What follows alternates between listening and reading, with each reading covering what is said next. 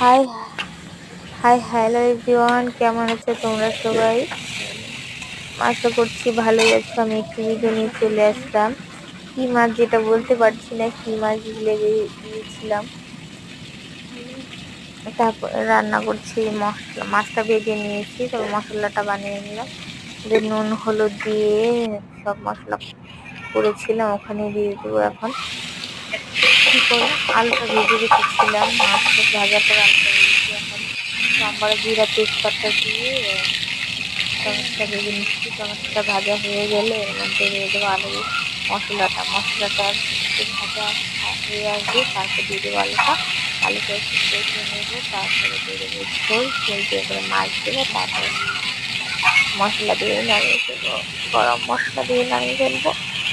মাছের ঝোল মাছের ঝোল এতক্ষণ যে কি হলো কে জানে।